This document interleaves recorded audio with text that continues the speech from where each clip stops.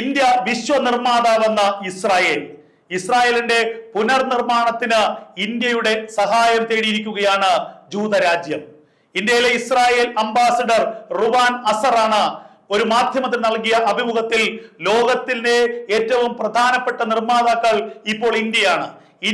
ഇന്ത്യയെ പുനർനിർമ്മിക്കുന്നത് പോലെ ഇസ്രായേലിന്റെ പുനർനിർമ്മാണത്തിലും സഹായിക്കണം. കാരണം ഇസ്രായേൽ ഹമാസ് യുദ്ധം 2 വർഷം കഴിയുന്നു.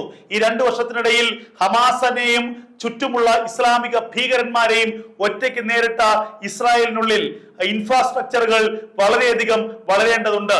അടിസ്ഥാന സൗകര്യ മേഖല ഇനി വളർത്തേണ്ടതുണ്ട്. അതുകൊണ്ട് തന്നെ പുതിയൊരു ഇസ്രായേൽ കെട്ടിപ്പടുക്കണമെങ്കിൽ ഞങ്ങൾ സഹായം അഭ്യർത്ഥിക്കുന്നത് ഇന്ത്യയോടാണ്. ലോകത്ത് വികസിത രാജ്യങ്ങൾ നിരവധി ഉണ്ടെങ്കിലും എന്തുകൊണ്ട് ഇസ്രായേൽ ഇന്ത്യയോട് സഹായം ചോദിക്കുന്നു എന്ന് ചോദിക്കുമ്പോഴാണ് നമുക്കൊരു കാര്യം മനസ്സിലാകുന്നത്. ഇന്ത്യ ലോകത്തിന്റെ തലപ്പത്തെത്തിയിരിക്കുന്നു. ലോകത്തിൽ അതിവേഗം വളരുന്ന സാമ്പത്തിക രാജ്യമായി ഇന്ത്യ മാറുന്നു.